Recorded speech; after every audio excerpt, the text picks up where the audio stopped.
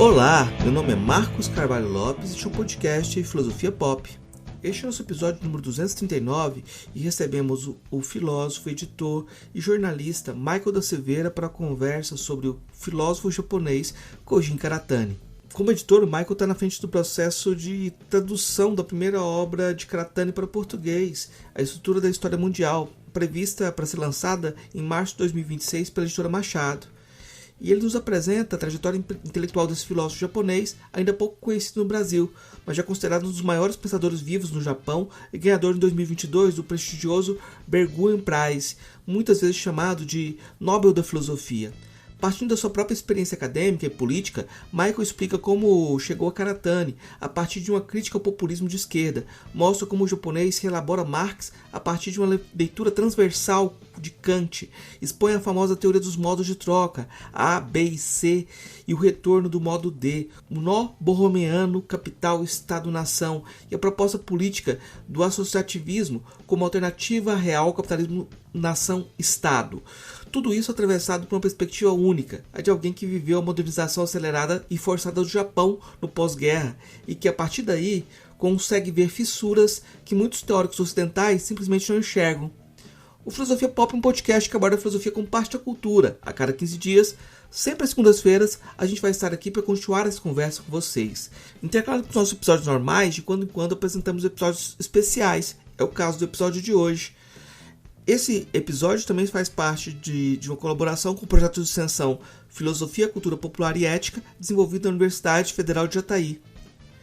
Se gosta do nosso conteúdo, deixe seus comentários, compartilhe com os amigos e se inscreva nos canais. Estamos no Twitter, Instagram, YouTube, Spotify e onde mais você ouvir podcasts. Nosso e-mail é contato@filosofiapop.com.br.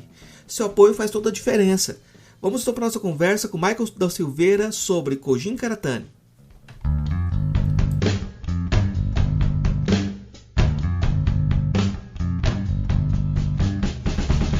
Hoje a gente recebe direto do São Paulo, Michael Silveira. A gente vai conversar hoje sobre o Kojin Karatani, que é um filósofo japonês, marxista. Eu vou perguntar para você, Michael, quem que é Kojin Karatani, para a gente começar a conversar, então? Vamos lá, quem é?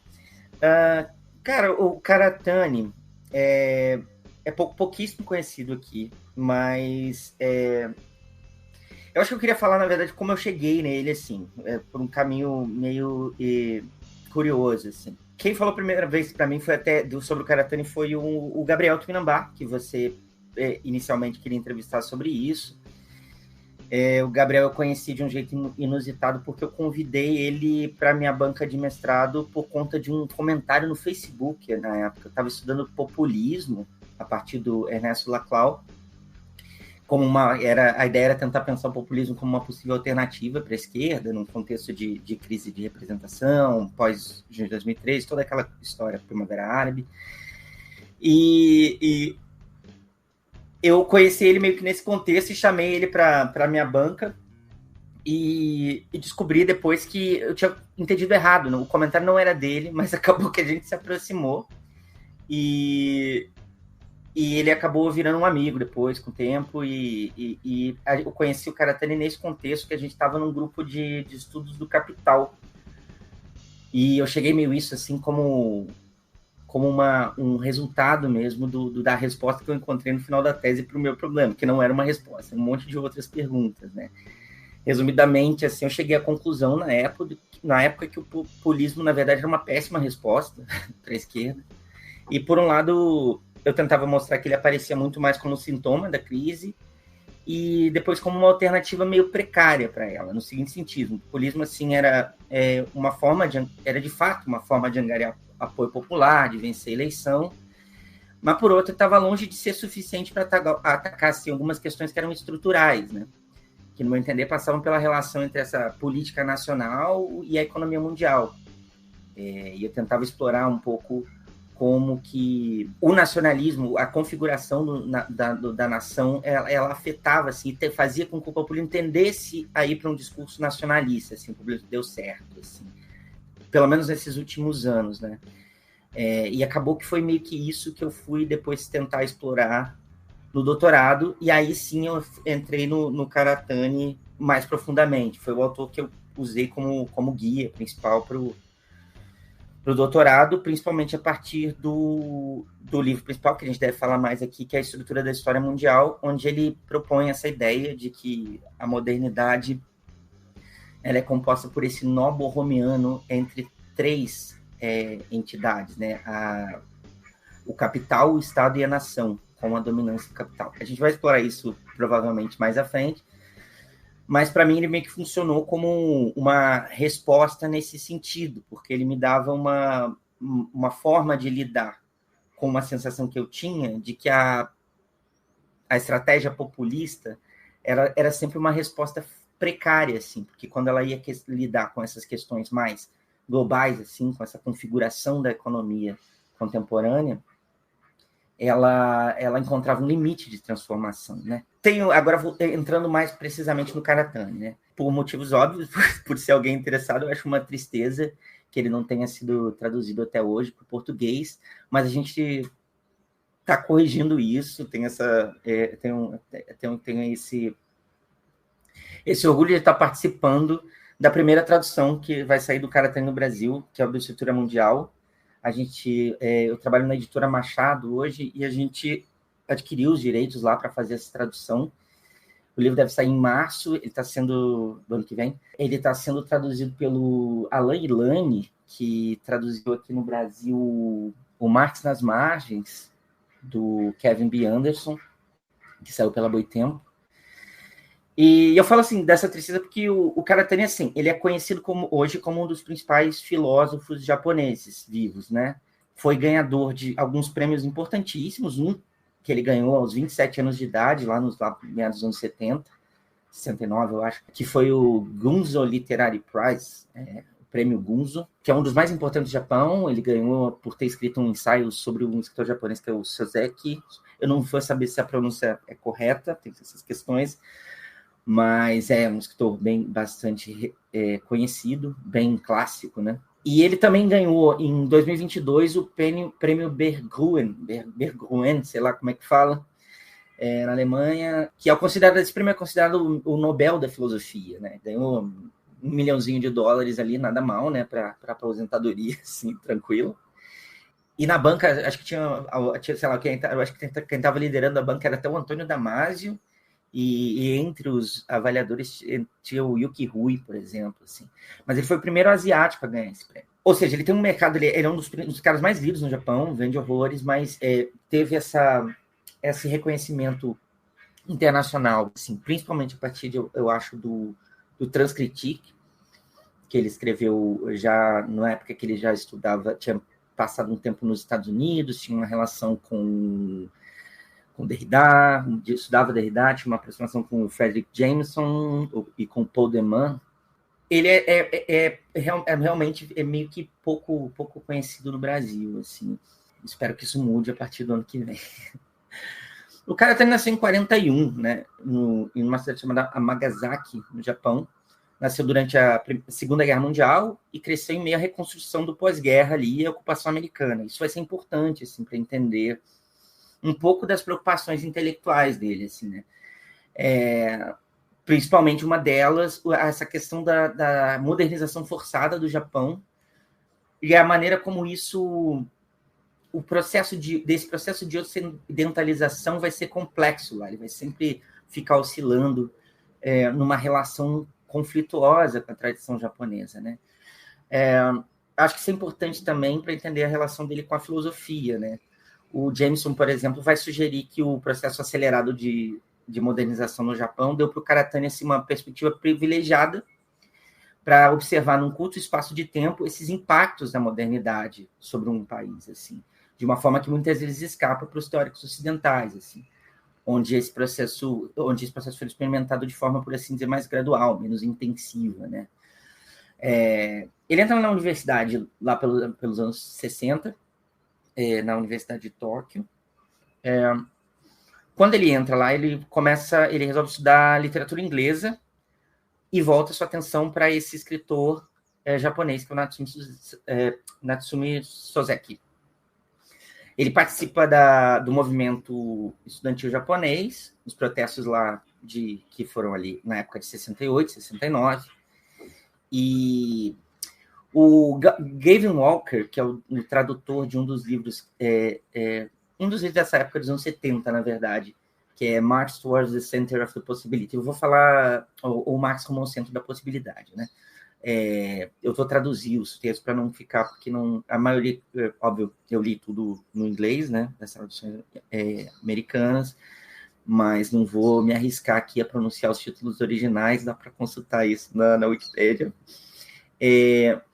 Mas esse tradutor que escreveu o prefácio do livro, ele fala assim que essa derrota desse movimento de esquerda nessa época foi um dos fatores que levou o Karatani a ser meio que desconfiar dessa coisa da soberania e do dogmatismo, de modo geral, assim, tanto na política quanto na teoria. O Walker descreve essa geração do Karatani como uma geração formada sobre os traumas de Hiroshima e de 68. Como eu já tinha comentado, em 69 ele ganha esse prêmio Gunzo, que é um dos mais prestigiados do Japão. Ele é dado por uma revista de crítica literária, que é essa revista Gunzo, e meio que esse prêmio marca a entrada dele assim nessa cena literária japonesa e meio consolida logo cedo a reputação dele como crítico, assim. Então, digamos que ele começa assim na crista da onda já, né? No cenário japonês. Paralelamente, se desenvolve nele esse interesse pelo marxismo, e aí eu vou mencionar o Gavin Walker de novo, porque além de ser tratado Karatani, ele é um estudioso da tradição da tradição marxista no Japão, né? E ele dá alguns detalhes importantes sobre esse contexto. Por exemplo, o marxismo foi uma influência central nessa universidade japonesa, no pós-guerra, assim. Não só, mas assim, na mídia também. As pessoas, era normal usar as ferramentas do marxismo para pensar a sociedade japonesa, né? E é curioso que esse marxismo japonês ele ganha um caráter meio marginal, assim, porque além evidentemente da barreira da língua e das questões culturais, assim, ele tem essa característica de ganhar uma feição mais formalista, digamos assim, diferente, por exemplo, de outros países onde o marxismo vai estar muito próximo do movimento operário e tal. No Japão, ele ganha um caráter muito mais acadêmico, assim. Ele ganha uma influência intelectual, uma ferramenta para pensar as mudanças da sociedade japonesa nesse plano. E, assim, a grande referência dessa época, que vai ser uma influência importante para o Karatani, é o Kozo Uno, né? Ou Uno Kozo, se você for traduzir no Japão. Mas vamos falar, eu prefiro usar o Kozo Uno mesmo. Que tenta meio que pensar essa lógica pura do capital. O Karatani herda, em grande medida, esse impulso, assim, de um marxismo mais rigoroso e, em alguma medida, até anti-historicista, e radicaliza um pouco esse esforço nesse livro, que é o Marx como o centro da possibilidade. E aí que começa já uma aproximação com o estruturalismo, com o pós-estruturalismo, uma coisa que vai se intensificar ao longo dos anos 80, assim. Lá pelos anos 80, ele publica esse livro que chama As Origens da Literatura Japonesa Moderna, no qual ele desenvolve esse argumento que o Japão aprendeu a ser moderno por meio dessa tradução estética de modelos ocidentais. O Soseki vai ser uma figura importante, inclusive, para pensar isso. Esse livro saiu, inclusive, nos Estados Unidos com um prefácio do Jameson, muito elogioso, assim. Nos anos 80 e 90, ele leciona na Universidade de Hosei, em Tóquio, e passa a dialogar com esses autores mais intensamente, assim, Derrida, Jameson, Spivak, e essa influência do estruturalismo pós-marxismo, do estruturalismo e do pós-estruturalismo se intensifica, né? E ela aparece muito presente já num livro que chama Arquitetura como Metáfora, Linguagem, Número e Dinheiro, onde ele explora essa ideia de vontade da arquitetura na filosofia, como se fosse uma metáfora meio que estruturante, assim, da filosofia e do pensamento moderno, de certa forma, né? Nesse livro, Linguagem, Número e Dinheiro são descritos como equivalentes formais, que sustentam meio que isso, tanto o pensamento quanto o capital, né? De certa forma, esse livro já prepara o terreno para alguns argumentos que ele vai desenvolver mais tarde no Transcritique, que é esse livro que meio que projeta ele internacionalmente vira uma influência importante. É um livro que, por exemplo, onde ele vai explorar o conceito de paralaxe, que depois o Zizek vai se apropriar e fazer um livro sobre, né? Nos anos 2000, ele meio que paralelamente à escritura do Transcritique, que é onde aparece também pela primeira vez essa ideia do nobo-romiano Estado, Nação e Capital, ele cria o NAM, que é o New Associationist Movement, no Japão, que é um movimento que propõe assim, a multiplicação de umas redes transnacionais de associação e ajuda mútua como alternativa para a superação do capitalismo, né? Ele combinava nisso ideias que vinham da economia solidária, do cooperativismo, e isso, de certa forma, era um experimento disso que ele, na estrutura da história mundial, vai explorar como sendo o modo D. A gente vai chegar nisso daqui a pouco. Mas ali a gente encontra meio que uma fundamentação teórica, no Transcritique a gente tem meio que uma fundamentação teórica dessa ideia que vai estar por trás ali desse experimento que vai ser humano, né? o NAM. Em 2014, sai um livro que chama História e Repetição, que reúne os ensaios dos ciclos históricos da política japonesa e antecipa essa ideia que vai ser melhor elaborada no Instituto da História Mundial, de que a história avança por repetições e recombinações de algumas formas elementares, por assim dizer, representadas por distintos modos de troca. Aí a gente chega no Instituto da História Mundial, que é considerada por ele a primeira tentativa de, além da crítica, sistematizar uma teoria. Assim. Ele está em 2010 no Japão, esse livro. E ali essa coisa que surge, primeiro no Transcritique ali, que é essa ideia dos modos, ela vai ser explorada em detalhes. Assim.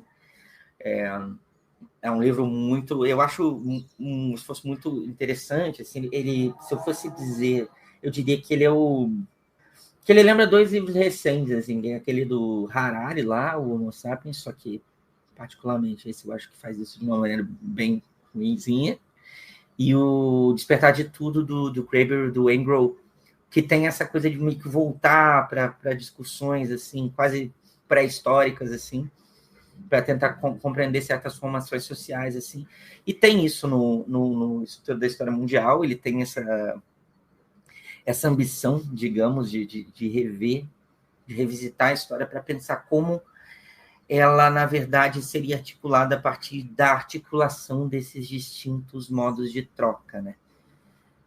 Mas essa, basicamente, é a trajetória. O último livro dele foi publicado em 2022, onde ele vai explorar meio que a questão do poder nesse universo dos modos de troca. Fiquei pensando assim, como essa trajetória com o marxismo também é complexa, né? Porque você tem essa história, essa pegada inicial quase ortodoxa, mas hoje, quando ele muda a ideia de modo de produção, eu acho que a maior parte dos marxistas já pulam longe, falam, nossa, já é um revisionista. Isso não é só com Marx que acontece, né? Uma das coisas que eu acho que chama atenção no Karatani é que todo especialista meio que vai olhar para ele assim, meio com desconfiança, assim, tipo, peraí, mas não é bem isso, sabe? Então, o cara que é kantiano vai olhar assim, mas que Kant é esse desse cara? O cara que vai pegar o uso que ele faz da antropologia, a partir do Mozart, principalmente, e tal, talvez possa dizer, peraí, calma, tá, vai devagar que não é bem assim. O Gabriel, inclusive, ele tinha uma ideia que eu acho interessante para pensar o Karatani, que ele falava que o Karatani tinha uma característica de ser uma filosofia em baixa resolução, no sentido de que, realmente, se você aprofundar, se você der um zoom ali, vai começar a ficar meio pixelada a coisa. Porque você vai entrar em detalhes, você não vai conseguir meio que vislumbrar como que ele está articulando aquelas coisas. Agora, se você olhar da distância certa, isso que torna essa baixa resolução que torna possível ver determinadas conexões. Então, meio que você tem que topar a proposta assim, para entender como que está sendo articulado. Se você consegue fazer isso, a coisa começa a fazer mais sentido. Mas tem uma outra característica assim, que eu acho que é interessante, assim, que tem a ver com essa própria ideia do Japão, uma ideia que ele desenvolve bastante do Japão como semi-periferia do capitalismo, assim, que explica, por exemplo, essa recepção peculiar do marxismo, né? Esse caminho meio que independente, como o isolado, assim, que o marxismo se desenvolve lá. Porque ele não vai ser tão contaminado pelas discussões que estão acontecendo na Europa, pelas articulações políticas, pelas disputas marxistas que estão rolando. Então, meio que ele toma uma vertente, assim, meio um modo japonês de encarar a coisa. Que, de novo, vai se relacionar também com uma coisa que ele discute bastante, que é justamente a maneira como o Japão recebe essa influência ocidental, ao mesmo tempo como uma coisa que ele absorve, mas que absorve de uma maneira muito particular, assim, faz suas próprias transformações, assim, e às vezes devolve, né? Eu gosto muito de uma discussão que ele tem, um texto dele que tem num livro chamado Nation and Aesthetics, que ele fala, por exemplo, do anime, né? Que ele fala que não fala com muito carinho, não, inclusive, mas ele fala que essa coisa que, tipo, o anime resulta de adoção de modelos de indústria cultural ocidentais, a coisa do quadrinho, do desenho animado, mas que eles vão fazer isso, botar muito forte a cultura japonesa ali, mas de uma maneira que já não é mais a cultura japonesa, uma certa idealização da cultura japonesa, assim, meio que o que o ocidental esperaria do Oriente, tipo, meio que brincando com o próprio orientalismo, assim, tipo, o que o ocidental esperaria disso, eu vou devolver. E aí mistura com a técnica. E isso cria uma coisa que ele fala que inverte. Em algum momento, o Japão, com o anime e outras coisas, ele passa a inverter, fazer um processo de imperialismo, renovar um certo imperialismo no campo cultural. E é bem interessante a maneira como ele faz essa coisa. E isso, de novo, está relacionado a esse lugar periférico. E eu acho que isso é uma das coisas que permite, por exemplo, que ele articule esses autores que, para a gente, fala assim, como assim esse cara está aproximando Marx e Proudhon desse jeito? Tipo, tem anos que a esquerda anarquista e marxista está brigando, assim, como se fosse água e óleo e tal. E ele diz, não, cara, calma. Daqui de onde eu estou olhando, vocês só maluco, isso é um problema de vocês, é briga de vocês, eu consigo ver. Da minha, digamos, da lente certa, eu consigo ver que tem muito mais proximidade que vocês imaginam. Então tem essa coisa, tem uma falta de pudor com essas coisinhas, assim. Então, isso dá um certo frescor, por um lado, porque permite que você consiga pensar essas aproximações sem entrar nessas picuinhas que estão meio que consolidadas, meio que na história do marxismo no Ocidente. E, ao mesmo tempo, claro, gera algum incômodo. Eu acho que muita gente que é especialista está já muito envolvido nessas brigas para não se incomodar com alguém que tipo, não leva a sério isso. Assim. Eu fiquei pensando até que ponto que esse jogo que ele faz também é um jogo para contar a história da filosofia e que aproxima, de certa forma, a Grécia do Japão e cria esse espaço periférico, porque tem um nacionalismo. A palavra nacionalismo não sei se é mais correta, mas uma busca do Japão pela especificidade da literatura, né? E aí você cria essa ideia do caráter japonês também, né? E não, inclusive essa aproximação, você mencionou essa coisa da Grécia, né? Uma das coisas que tem de interessante é que ele pensa a Grécia justamente como essa figura da semiperiferia, né? Por conta de... O que caracteriza lá essa ideia de semiperiferia?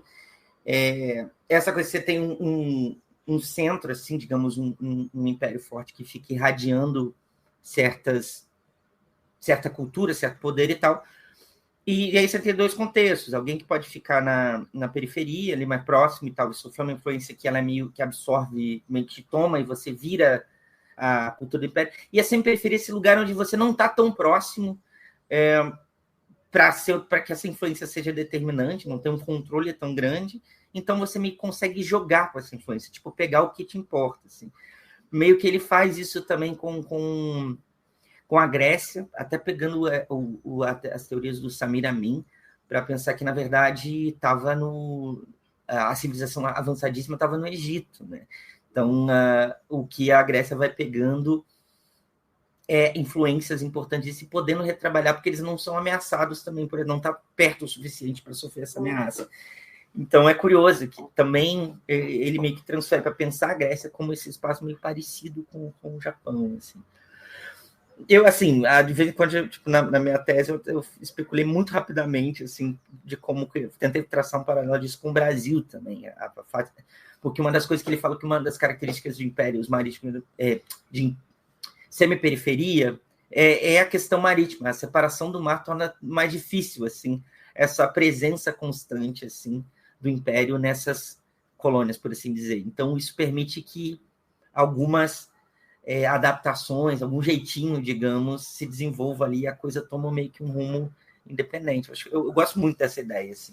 Eu acho que isso explica bastante assim, a maneira dele pensar mesmo. Assim. Isso é uma coisa meio que estruturante da forma que ele produz teoria mesmo.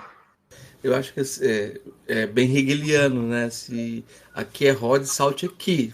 E é muito curioso um japonês fazendo isso, ou um africano fazendo isso.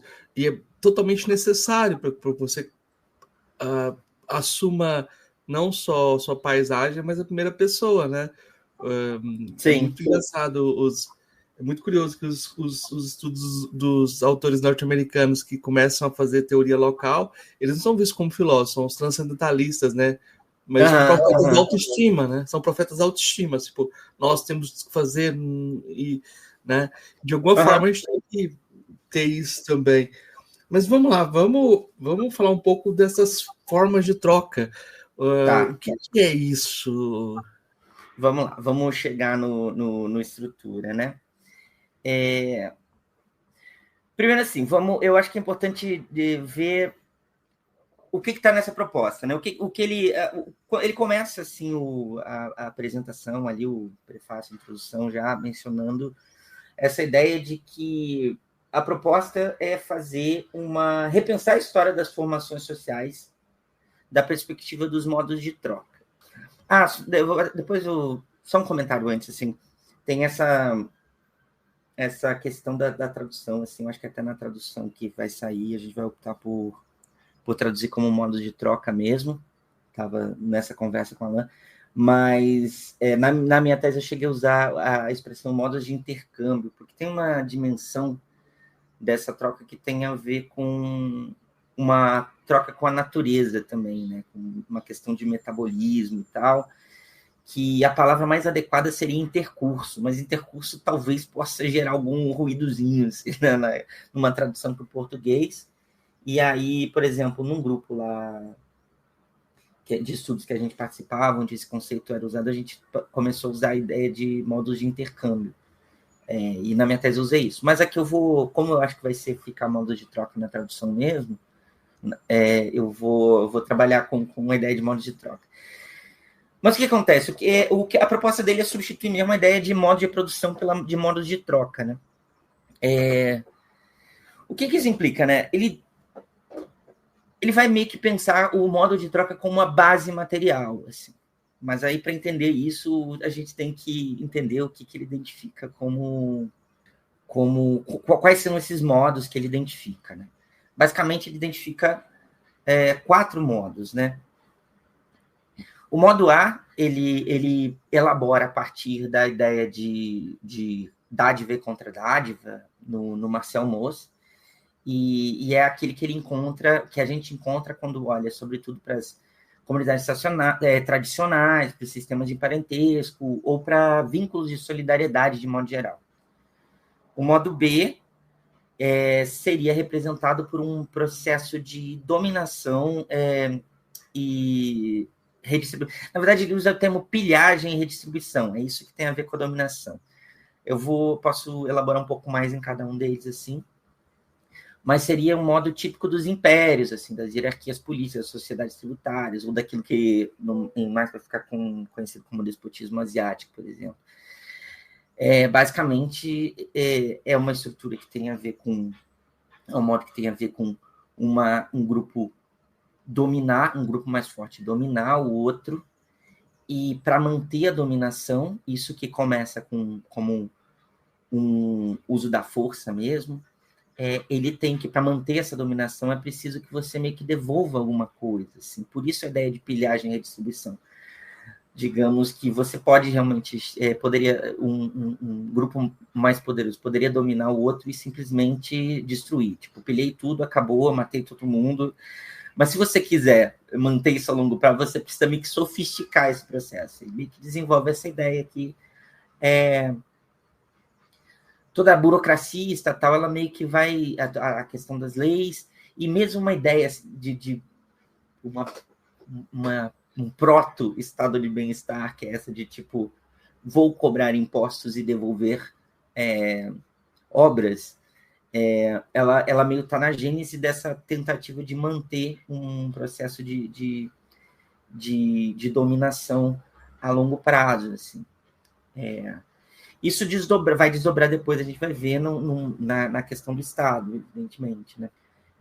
E o modo C é basicamente essa ideia de troca equivalente, essa troca mercantil, mediada por dinheiro, e que tem essa ideia de equivalência abstrata presente. Né?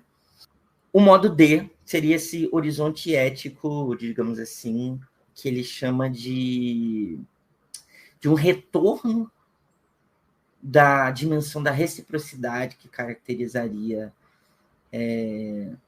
Isso é um pouquinho delicado, mas vou tentar simplificar aqui para depois a gente complexificar.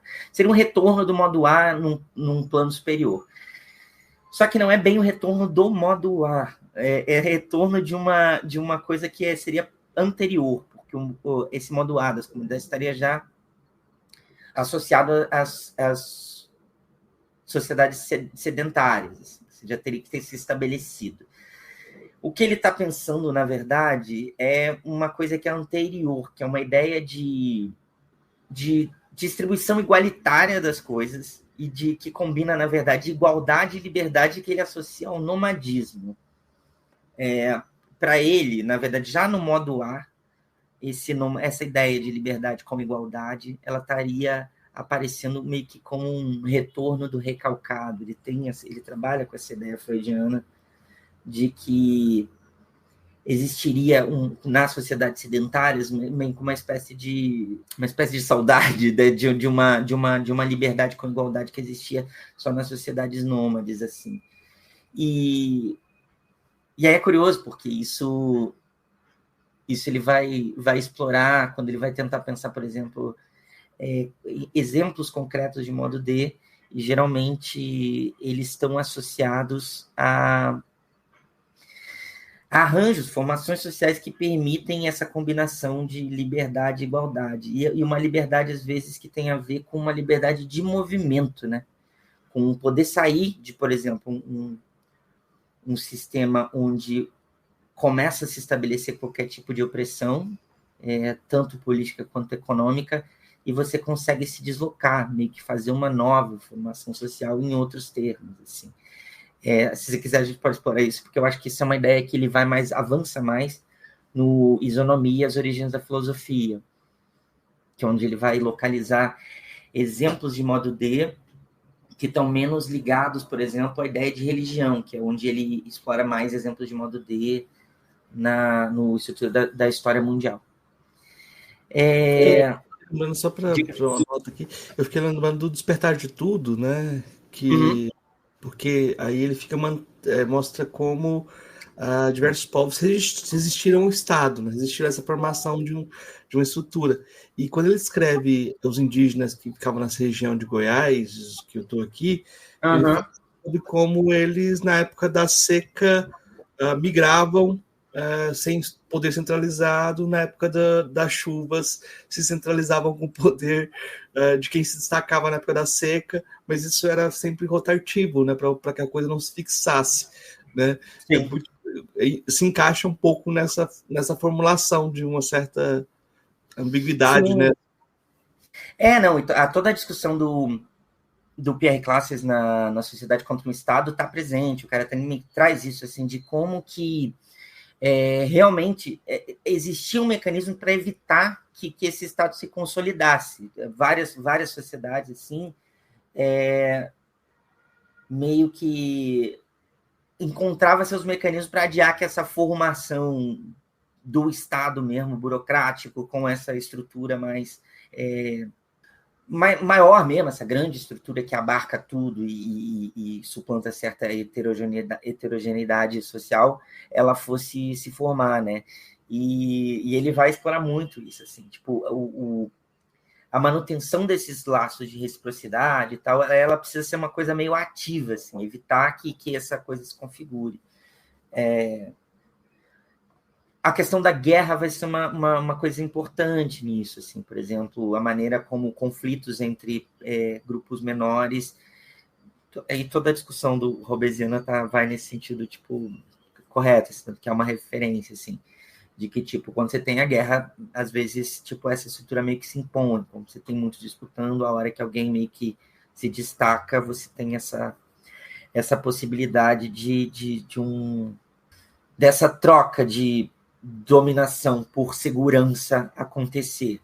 Mas você tem muitos casos aí que é isso, que não vai acontecer, que vai encontrar mecanismo, ou essa alternância mesmo, vai ter guerra, mas vai ter momentos que você recua e não acontece. Assim. E eu acho que justamente, a maneira como essa articulação entre porque eu acho que uma coisa importante, assim, que eu não mencionei, mas é central, assim, é que para ele, na verdade, todos esses modos, eles coexistem nas formações sociais. Não é que, assim, você tem uma sociedade que é só reciprocidade. Não. Você vai ter elementos de coerção, ali, de pilhagem e redistribuição, que são característicos do modo B, e você vai ter trocas, que são características do modo C.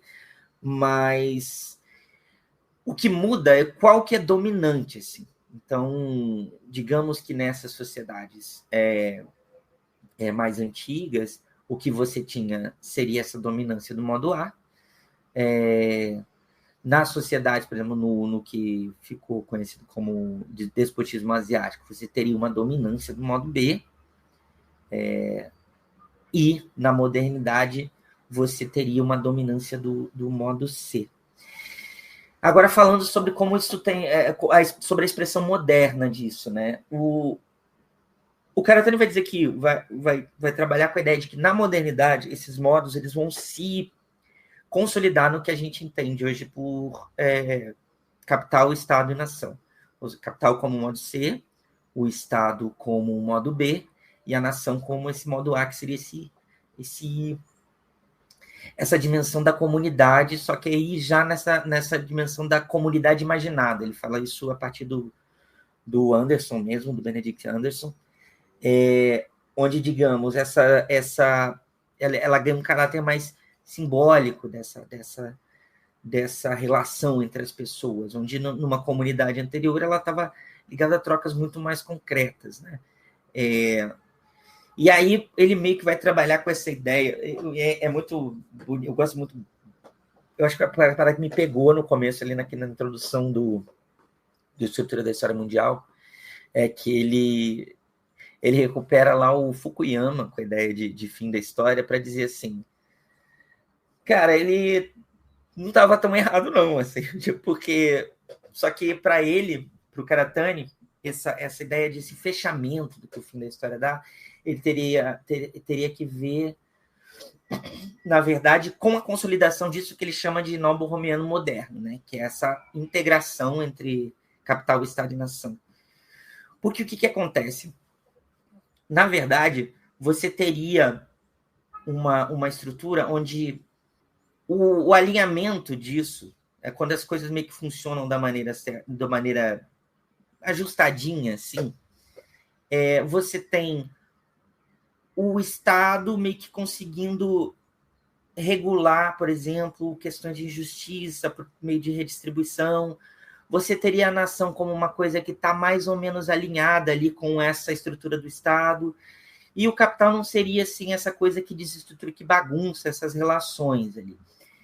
Em momentos de crise, você teria, por exemplo, tentativas de, digamos assim, você tem uma grande desigualdade se formando numa sociedade, você começa a criar um fosso, digamos, entre pobres e ricos, e o Estado já não tem muitos meios para fazer essa redistribuição, para botar essa lógica de estado de bem-estar para as pessoas. Você pode, por exemplo, ter uma ativação da ideia de nacionalismo, e aí isso é muito que eu explorei na tese do populismo, justamente como esse processo. Para o Karatani, ele vai explorar isso naquele livro que é o História e Repetição, que eu mencionei, e ele vai chamar tudo de bonapartismo. Para ele, aquela estrutura que o Marx identifica no 18 Brumário é basicamente o que a gente vai ver em todas as explosões populistas recentes aí dos últimos anos. E aí tem a ver com isso. Então, como acontece? Tipo, você tem uma crise, o Estado já não dá conta, ou seja, aquele povo ali, aquela comunidade imaginada não se vê mais representada pelo Estado e começa a criar uma ideia de que preciso recuperar o poder. Assim. Como é que é o slogan, por exemplo, que você pensa no slogan lá do Brexit, take it back, né? Take back control, acho que era. Tem muito a ver com isso. Se você pensa no Make America Great Again, também tem a ver com isso. Assim. Tipo, essa ideia de que você vai recuperar um controle de um Estado que está sendo dominado ou por elites, ou por não sei o quê e tal. E, na verdade, é o Estado meio que sofrendo assim, com essa dominância mais descontrolada do capital, né? Ou seja, as coisas estão desalinhadas nesse sentido. Então, esse ajustezinho ali, que é um ajuste que a gente pode ver muito no pós-guerra, assim, na Europa, que é justamente onde toma forma o estado de bem-estar social. Assim, naquela época dava para sustentar, sobretudo na Europa, e aí com um detalhe, porque você tinha todo um arranjo neocolonial ali que permitia que a superexploração na periferia garantisse uma certa estabilidade no centro para essa de redistribuição, para isso acontecer, considerando esse detalhe, que é bem importante.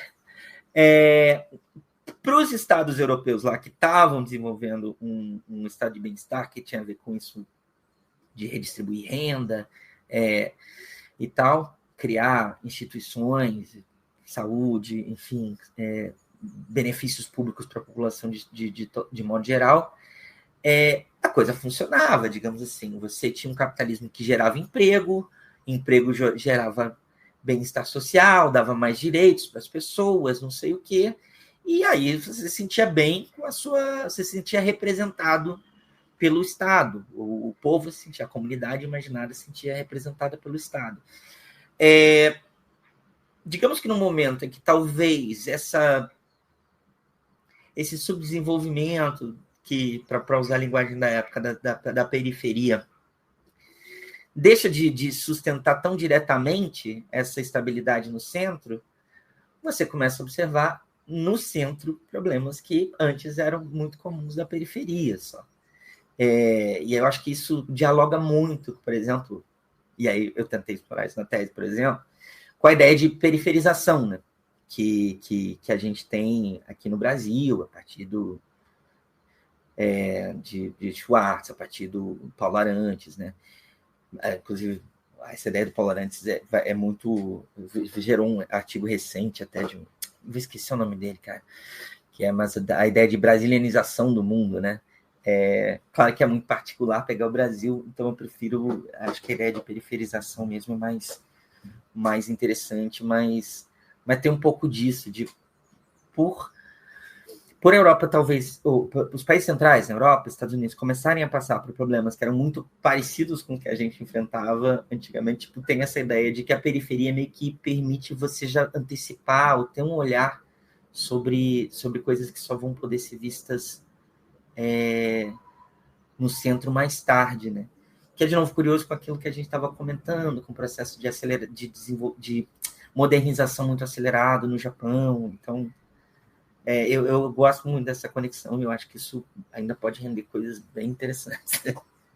Fiquei pensando num detalhe, Michael, não sei se é pertinente, porque a questão do direito, sabe? Da ordem legal, porque você não tem direito nos países, na China, no Japão, eles vão ter que copiar essa estrutura depois do contato, né? Não tinha essa uso normativo, talvez até por não ter religião monoteísta que desse uma ordem transcendental para gerar o arcabouço jurídico, né? Eu fiquei pensando assim, todo o marxismo surge do diálogo também com o direito, né? O marxismo do Marx tem essa dimensão do modo de produção, mas tem essa questão do direito também como artefato, né? Quando você não tem essa estrutura, você deve ter outras trocas, né? E talvez essa ideia de modos de troca explique como funcionava sem esse direito, né, formalizado. Uhum. Né? Eu não sei se você chega a trabalhar nisso. É interessante, assim, eu acho que talvez dê para pensar nisso a partir de uma ideia que se você pensa assim, vamos pensar na questão da reciprocidade no modo A. Até porque tem, às vezes, essa palavra ganha um contorno muito positivo, né, no linguajar corrente, assim, parece que reciprocidade é uma coisa só maneira, assim, pô, você receber de volta. Mas a reciprocidade é também a vingança, né? Tipo, a vendetta. Tipo, tem a ver com essa ideia de que se alguém fez um mal, eu vou devolver.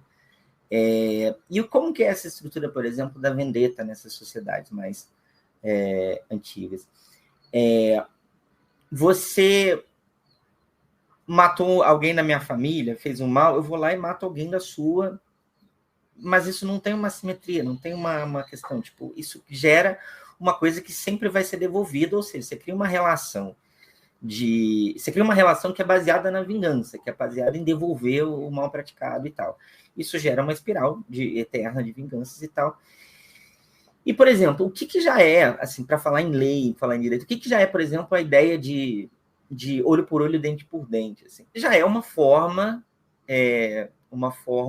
modo B, digamos, de regular a vingança. Então, assim, peraí, qual foi o mal que fez? Matou seu filho? Tá, então você não vai matar o pai dele, não. Sei lá, devolver igual, matar o meu filho. É meio que uma loja de, tipo, já reduzir um pouco esse vínculo. E na verdade, dá um fim, entendeu? Tipo, beleza, tira o teu olho, tu vai tirar o olho e acabou. Não tem essa de continuar a vingança. Meio que a ideia é isso, assim, de uma justiça já que, tipo, interrompe o ciclo da vendetta.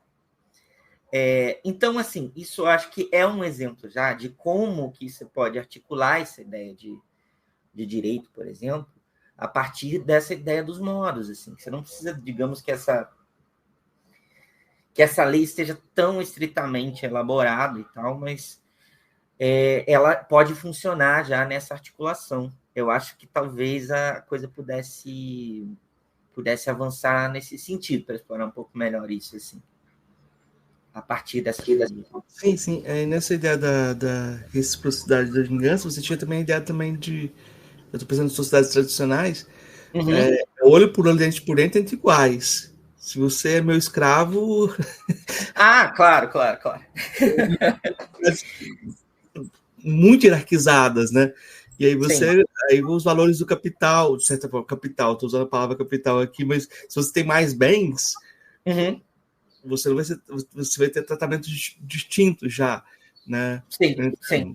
Outras coisas na troca, assim, né?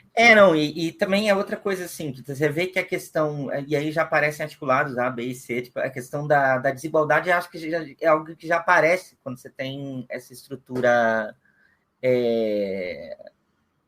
burocrática se formando, assim, quando você tem esse modo B se consolidando, essa presença da desigualdade já é uma coisa que ela se torna mais evidente, assim. Porque tem toda a questão também do modo A está associado a esses modos de vida mais coletivos, propriedade comum da terra, várias dessas questões que aparecem nessas sociedades, elas começam a ganhar outros contornos quando você tem essa configuração de uma coisa que a gente poderia aproximar, modernamente se torna isso, mas da coisa do Estado mesmo, né? Onde, digamos, o que era meio um objeto de uma disputa meio cotidiana, meio intestina ali, assim, ela vira uma coisa delimitada mais com dentro e fora, assim, pode, não pode, todas essas coisas, assim, tipo, como a gente usa, por exemplo, lá no espaço comum de organizações que a gente meio que recorre isso, o que era fronteira vira cerca, né, tipo, dentro do Estado, mas enfim.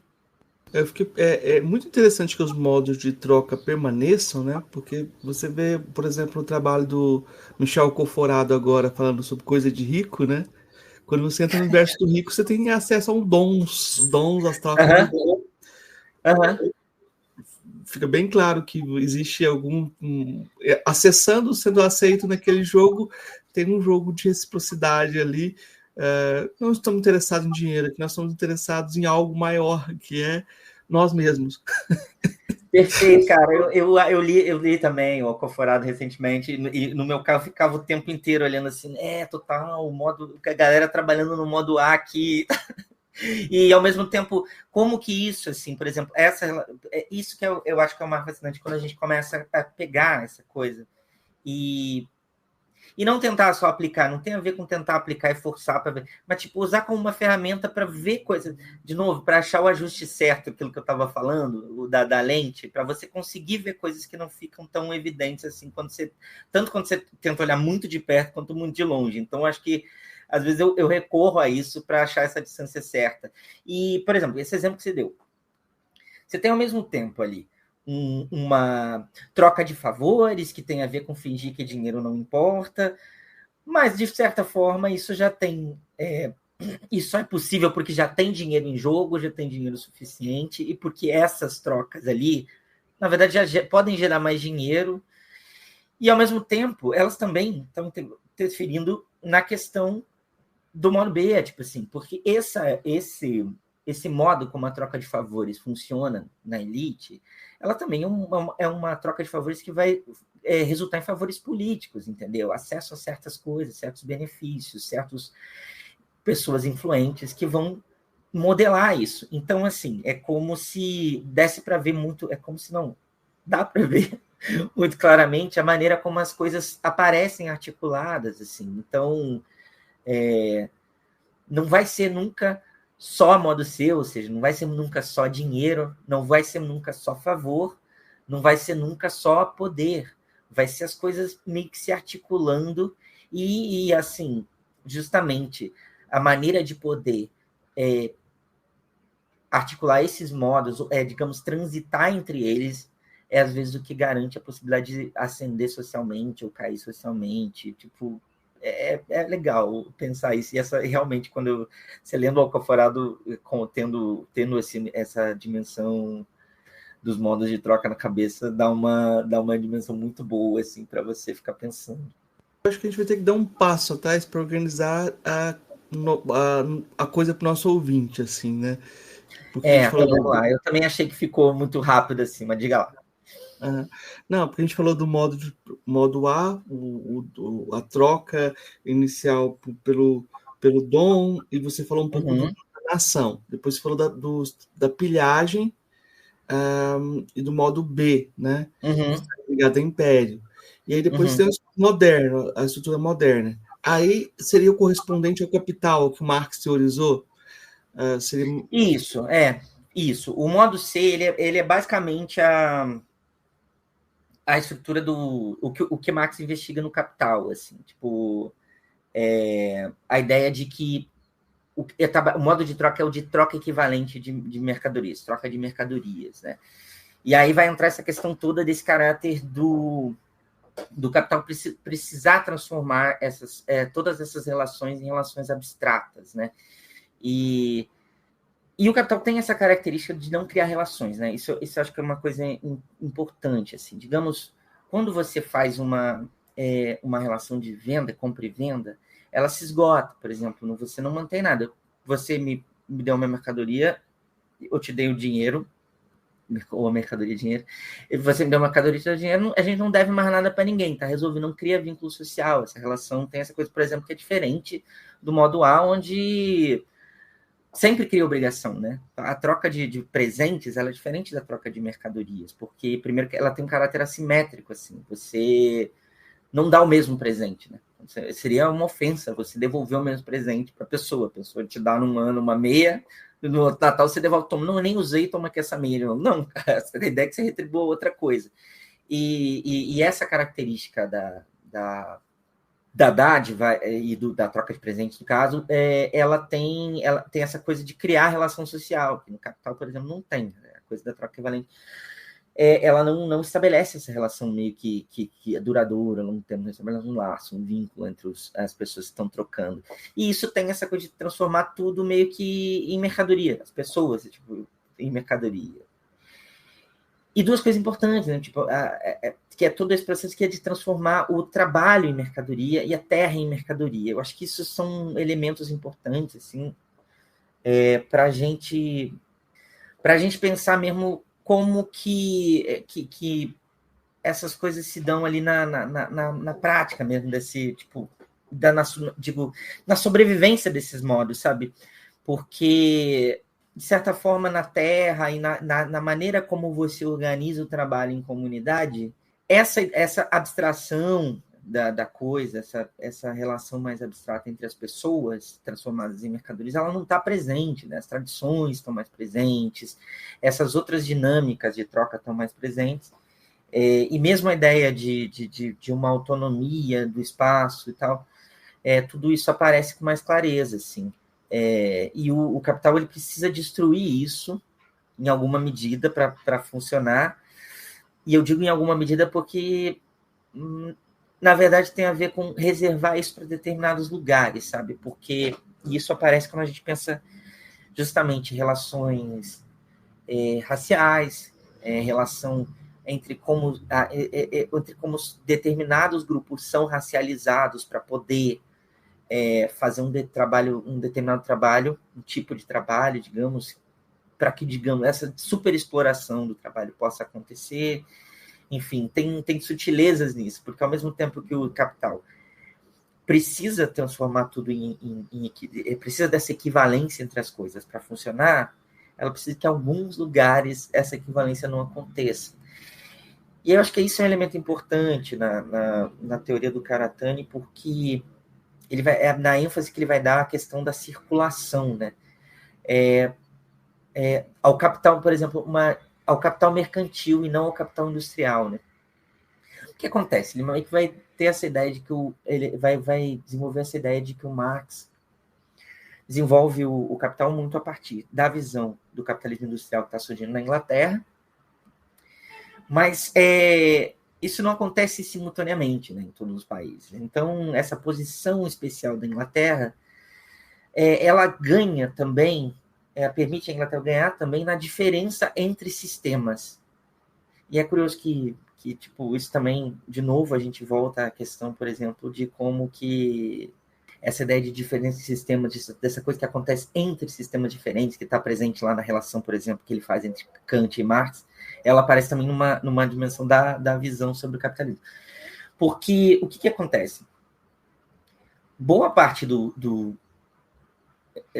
o lucro no capital mercantil, quando você está falando em termos de capital mercantil, ele, na verdade, está relacionado justamente à exploração de diferentes sistemas. É comprar mais barato num lugar, vender mais caro no outro. Ter trabalho mais barato num lugar para poder produzir vender um produto mais barato no outro. Assim. Essas diferenças de exploração, elas tendem a retornar toda vez que esse discurso do desenvolvimento industrial, ele meio que vai ficando em dúvida. Quando você tem, é por isso que meio que como você tem processos de desindustrialização, é como se o capitalismo retornasse esse modelo mercantil de exploração de diferenças entre sistemas. Ou seja, quando a gente pensa no capitalismo atual, por exemplo, assim, onde boa parte do lucro está sendo extraído numa espécie de retorno à acumulação primitiva, que é ganhar com exploração de terra, com invasão com grilagem, com exploração de coisas ilegais que depois você vai introduzir no mercado legal, essas coisas estão meio que associadas a essa lógica do capitalismo, do capital mercantil, né? Que tem a ver com explorar diferenças. Então, tipo, deslocar forças para lugares onde, por exemplo, onde você não tem, por exemplo, uma legislação para proteger o meio ambiente, então esse país é o que tende a conseguir ter uma explosão econômica repentina, assim, porque você vai conseguir que muita gente se desloque para lá para explorar, até que a coisa se esgote, que é meio que o modelo da acumulação primitiva mesmo, assim. E aí é curioso você pensar que isso pode servir como uma lente para a gente entender fenômenos contemporâneos, assim, por exemplo, quando você pensa no bolsonarismo, a ideia de passar a boiada lá, de tipo, vamos liberar tudo que é regulação e coisa para que você possa ter uma exploração desenfreada, numa lógica de quem pode mais chora menos, tá bem alinhado ao que se tornou meio que isso que o Menegatti chama de capitalismo em fim de linha, né? Essa ideia de que o capitalismo está nessa fase agora extremamente destrutiva, onde essas ilusões de que o desenvolvimento industrial poderia, a modernização dos países poderia levar a mais igualdade social, mais direitos e tal, ela meio que é desmentida, assim, porque o que você tem, na verdade, é um acirramento de uma exploração cada vez mais intensa. Pensando até na questão espacial, sabe? Porque nos primeiros tratados espaciais o pessoal falava assim, não, o espaço é de todo mundo. Não tem propriedade privada no espaço, é tudo de todo mundo. E aí vem o capitalismo financeiro e você tem agora uma tentativa de privatização dessa exploração, né? E agora você tem que mudar o arcabouço jurídico porque a gente está fazendo agora todo esse processo de expropriação no espaço, que é tudo uma forma de estabilizar o sistema aqui. A gente vai mandar dinheiro, a justificativa é mandar dinheiro para esses projetos extraterrenos, né? Não, a Terra está acabando, o antropoceno está chegando. Não, vocês estão viajando, a gente está explorando o espaço já. É uma forma de desviar o assunto também, né? Mas mas é muito curioso que eu vi um livro recente em que o cara simplesmente defende que o Estado não devia explorar, devia ser exploração privada do espaço, no estilo de Locke. Tipo, seu trabalho fez, você gerou naquilo lá, é seu. Né? E é como se você repetisse também certas estruturas de pensamento, né? Mas aí entra o grande mistério, que é essa fase de... Vamos chegar lá. Porque eu acho que a gente tem um mistério, assim, tá? Beleza, a gente chega nesse tipo de exploração que seria aceito. Aí chega o capitalismo financeiro, é isso. Eu passo o seguinte. Não. Como é que o Karatani vê a possibilidade de um outro modo de produção, um modo de troca, desculpe. Vamos lá, o modo é aquele que é ao mesmo tempo o mais obscuro, assim, em certa medida, porque, digamos assim, os outros estão atrelados a uma base econômica, uma base econômica que, no caso dele, é um modo de troca muito claro, muito específico. E o modo D é um pouco mais vago, essa ideia. Tanto que ele aparece como essa ideia de uma retomada da reciprocidade em um outro plano, né? E o que significa isso? Fica muito confuso às vezes. Mas eu particularmente, tento explorar mais a ideia de o que ele chama de associação, associacionismo, ou livre associação. Tem duas coisas no modo D. Uma é que ele aparece como uma ideia regulativa, essa ideia bem kantiana, de uma coisa que é meio que um horizonte, quase um modo por vir, mas, ao mesmo tempo, ele aparece com exemplos concretos, que são esse das religiões, que ele vai trabalhar muito, das religiões universais, sobretudo, onde essa ideia de uma reciprocidade que não está tão ligada a valores tradicionais, a clãs, a família, ou relações de consanguinidade, mas vai ganhar uma dimensão mais abstrata, por exemplo, no cristianismo, assim, a ideia de que o cristianismo transforma todos em irmãos e tem esse caráter universal por isso, né? Isso está mais presente, por exemplo, quando ele desenvolve essa ideia do modo D no Estrutura da História Mundial. No Isonomia, ele meio que vai explorar alguns exemplos, digamos, mais secularizados disso, pelo menos em alguma medida. E são três, basicamente, que ele recorre. Um é esse da Jônia, o outro é das comunidades puritanas nos Estados Unidos, na Nova Inglaterra, no começo da colonização, e outra é da Islândia. O que esses três exemplos têm em comum?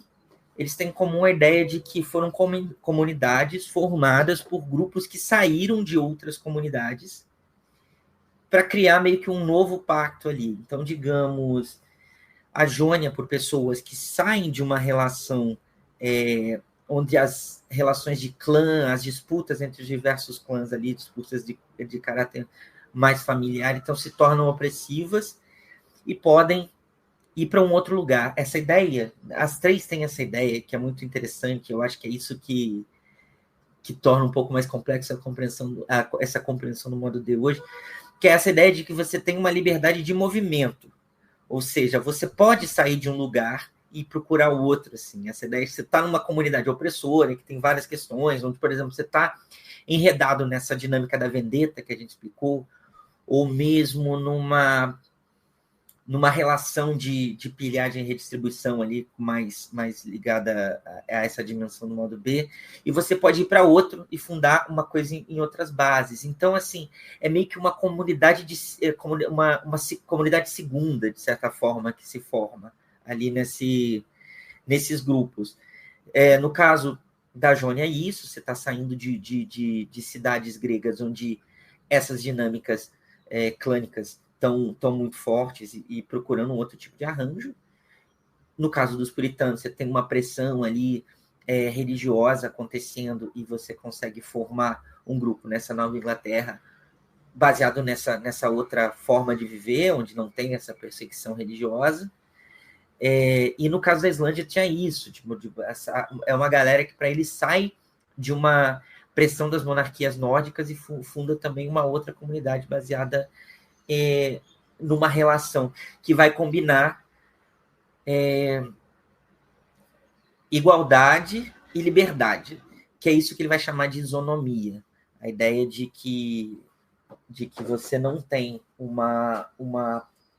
você mantém uma autonomia e consegue garantir uma igualdade, porque essa igualdade, nesses três exemplos, ela está muito associada, inclusive, a isso, a possibilidade de procurar um novo lugar, uma nova terra. Isso é uma coisa que eu tenho bastante interesse, que a ideia é assim, por que não se consolida nesses espaços uma exploração? Por que alguém não passa a explorar o trabalho do outro? Porque, como existe essa possibilidade de você se deslocar, procurar uma nova terra, você não precisa trabalhar para ninguém, você vai trabalhar na sua própria terra. Então tem meio que essa ideia de que a possibilidade de se deslocar no espaço e criar e criar, digamos, achar o seu próprio meio de produção, para usar, obviamente, usando uma linguagem que não era da época, mas para produzir mesmo assim, as suas coisas e o seu sustento, ela está ligada a essa possibilidade de se deslocar, né? Nos três exemplos que ele usa. O que muda para a gente nesse contexto? Assim? Hoje, essa possibilidade é meio limitada, né? Digamos, não tem mais terra que não seja de um estado, não tem mais terra que você simplesmente, porque não tem um dono, de certa forma, você simplesmente possa se deslocar e pronto, cheguei aqui, agora é meu. Vá lá. A grilagem tenta ser isso, né? Mas você sabe que não, que as terras que estão sendo griladas têm outra característica, sabe? Tem uma exploração de brechas legais, você sabe que tem invasão de território indígena e tal. Ou seja, essa possibilidade, de certa forma, está limitada. Essa ideia de que a liberdade é liberdade também, liberdade de movimento. Né? Não dá para simplesmente sair atravessando fronteiras, digamos. Esses estados eles estão consolidados e cada um vai ter lá suas regras que... Bom, a discussão sobre migração está aí, né? Tipo, super presente, e a gente vê que não é o quanto é complexo essa tentativa de essa ideia de poder se deslocar em busca da liberdade, digamos assim. O que ele meio que propõe como alternativa, assim, para isso? É essa ideia de associação, né? Ele vai recuperar muito um pensamento de cooperação, em que você consegue combinar uma ideia de propriedade comum dos meios de produção com uma ideia de autonomia do trabalhador, né?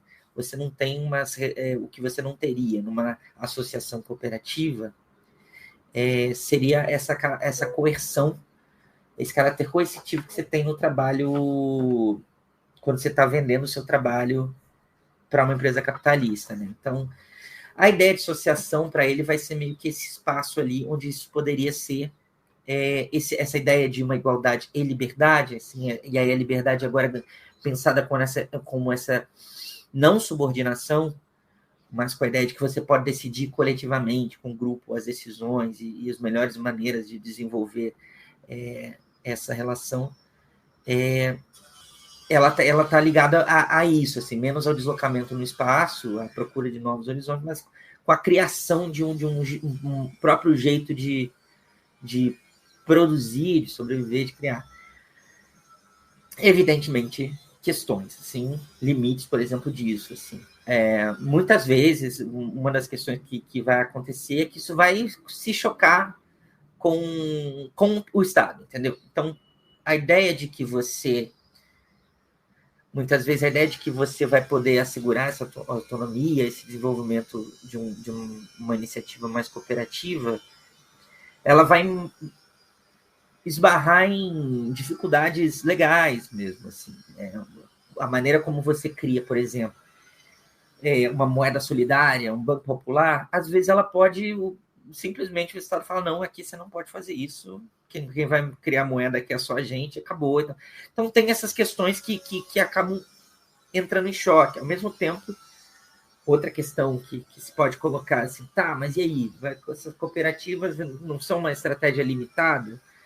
De certa forma são, se você não conseguir tornar isso, converter isso numa grande rede que possa que apoiar, que essas trocas possam se dar entre cooperativas e não dependam de você criar, por exemplo, uma estratégia de cooperação que vá competir com o mercado, porque a tendência é que se você tentar isso, ou você vire tão ruim quanto, ou você simplesmente seja engolida, em geral acaba sendo engolida, elas aparecem, entendeu? Então, o que acontece? A ideia, assim, que, por exemplo, estava presente no New Associationist Movement, eu sempre tenho dificuldade para falar essa palavra, mas ela tinha essa ideia de que essas redes pudessem virar uma rede transnacional e quer crescer cada vez mais. Teve alguns problemas no NAM, por exemplo, um deles era que talvez fosse talvez não. Era um movimento que partia muito de um pensamento de intelectual, assim, digamos. Isso não encontrava muita ressonância nem no Japão na época, assim. Até porque era um momento em que o Japão estava surfando numa onda maravilhosa e tal, segunda economia do mundo. Ninguém estava querendo pensar nisso. Por que o cara estava falando nisso quando estava tudo, digamos, estava alinhado, a coisa as coisas estavam funcionando bem. E aí o cara meio que propõe isso naquele contexto lá, muito pensando num contexto global, mas que no Japão encontrava ressonância, e ao mesmo tempo, globalmente, talvez a coisa não ganhasse tração. Até várias questões nisso, até que tem a ver com, talvez passem pela questão da barreira cultural e linguística, então, mas enfim, muito também por uma, digamos, talvez com uma proposta que destoasse um pouco na época. Assim.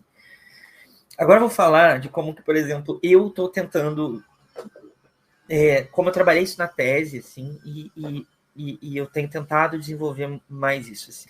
Eu estou tentando pegar essa ideia de associação e explorar com coisas concretas que existem. Assim. Um dos interesses que começou, assim, que eu comecei a me ligar nisso, num movimento que acontece em Jackson, no Mississippi, que chama Cooperation Jackson. Eles lançaram um livro bem interessante, chama Jackson Rising.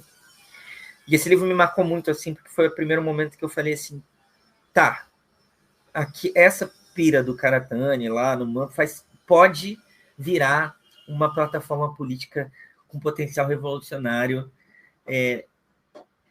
que faça sentido, assim, e que dê para você pensar em termos práticos. O que aconteceu lá em Jackson? Assim? Você teve uma galera ligada ao movimento negro que inicialmente, lá pelos anos 60, 70, partia de um princípio separatista mesmo. Assim. Tinha uma influência forte pan-africanista. Eles queriam... A ideia era criar uma nação, basicamente criar uma nação nos 4 estados do sul, ali, uma nação independente para os afro-americanos dentro dos Estados Unidos. na época que eles usavam uma brecha na lei que permitia você a comprar terras e tal, a ter acesso à terra, e a ideia era conseguir expandir, comprar o máximo de terra, adquirir o máximo desses lugares, alguns com ajuda, inclusive, de programas estatais que permitiam isso, e para consolidar essa independência ali, essa região independente. Não por acaso, a coisa foi meio que... A galera foi perseguida, você está naquele momento ali que a galera vai estar matando Panteras Negras, matando o Martin Luther King, ou seja, não foi muito fácil fazer isso ir para frente. Mas algumas pessoas desse movimento persistem ali na militância, sobrevivem a esse caso, e persistem na militância, entre eles essa figura que é o Chokwe Lumumba, que vira uma liderança, vira advogado, defensor de direitos civis, chega a ser advogado da Assata Shakur, inclusive, por um momento, e se desenvolve lá esse movimento que tenta uma plataforma política baseada na cooperação. Então, essa ideia de autonomia territorial que você tinha lá, e aí fazendo um paralelo aqui com o cara tendo essa ideia de que eu vou pegar um espaço onde eu me livre dessa opressão que eu sinto e possa criar uma coisa com as minhas próprias convicções aqui, e que tem a ver também com conquistar uma terra, um espaço, um território, como a gente estava falando, ela vai ser transformada por essa ideia de uma associação. Assim. O que é o Cooperation Jackson? Essa plataforma onde o que você está tentando é multiplicar a estratégia de cooperação, redes de cooperação para produção e para consumo, assim, que se expandiriam nessa região e se apoiariam mutuamente. Assim. Tem grandes transformações, por exemplo, em relação ao movimento anterior, porque já não viram um movimento étnico, digamos, que não se limita à comunidade negra, mas abarca latinos, e de todo mundo que está, todos os condenados da terra, digamos assim, nessa proposta de expandir essa ideia de que você precisa combinar igualdade política com igualdade econômica, ou seja, a possibilidade de que as pessoas possam produzir realmente, se sustentar em termos mais igualitários, que é basicamente, se você vai ver, essa utopia ali, isso aqui, e aí eu vou pontuar, isso que aparecia para muita gente como utopia, na ideia do cara, mas que me parece ali, quando você olha para Jackson, os caras estão colocando isso em prática, assim, o importante ali, eu acho que é um exemplo muito legal, que eles conseguem eleger esse cara, esse advogado aí, como prefeito da cidade, assim, e realmente isso é uma grande conquista nesse sentido. Era um estado que, por um partido independente, sabe, era um estado que sempre teve alta votação da população negra nos democratas, e uma população negra majoritária na região. Mas o que acontecia? Tinha uma alta votação, mas como era um estado que estava garantido, não recebia os benefícios, então não era representado pelo Partido Democrata, porque, digamos assim, as campanhas concentravam de espaços onde eles precisavam ganhar território. Então, ao mesmo tempo que tinha um apoio incondicional da comunidade na época, não recebia nada porque tinha apoio incondicional, um certo paradoxo infeliz aí. E aí eles conseguem eleger esse prefeito e meio que tentar tocar essa plataforma política baseada em cooperativa. E o que é interessante ali? Porque uma das coisas que está em jogo é a necessidade de articular essa dimensão política, porque você precisa, às vezes, para fazer uma cooperativa se tornar possível, uma estratégia de associação, você precisa que algumas leis mudem, porque elas em geral, as leis, elas estão voltadas para o desenvolvimento, para a regulação de um mercado capitalista. Isso implica uma série de desvantagens. Então, o que eu acho interessante nesse exemplo de Jackson é a maneira como essas dimensões todas aparecem conectadas, entendeu? E aí, até eu escrevi um artigo há algum tempo para um trabalho que vai ser publicado agora no Brasil, que é o Atlas da Política Experimental, que é de um grupo que se chama Subset of Theoretical Practice. Começou um grupo coletivo com uma galera gringa, e hoje a gente está chamando disso conjunto de práticas teóricas. Eu publiquei esse texto que tentava justamente articular assim, de como que Jackson você via essa tentativa de superação das 3 dimensões, essa desse nó borromiano, numa estratégia, isso consolidada numa estratégia política. Ou seja, você tinha, por um lado, uma tentativa de fortalecer mecanismos de associação, que seriam meio que essa tentativa de estabelecer a reciprocidade no outro patamar. Você tinha uma tentativa de mudar leis estatais, alcançando poder político e alterando essa legislação, e você tinha uma ideia de uma comunidade que já não estava mais atrelada, por exemplo, a essa dimensão étnica da coisa, mas uma comunidade que estava baseada em outros tipos de laços. Assim. E essa troca, tudo em vez dessa ideia de um mundo ser, você ter isso associado a uma ideia de trabalho cooperativo, né? De uma rede que era tanto de cooperação de produção quanto de consumo, né? Então, eu acho, é por isso que eu meio que peguei como esse movimento mais emblemático, assim, para tentar pensar justamente como se daria na prática essa implementação desse modo D nesse contexto contemporâneo. Assim. Pensado em falar de uma parte de ética, estética, eu acho que a gente vai ter que pular essa parte e ir para a parte final, que a gente tinha falado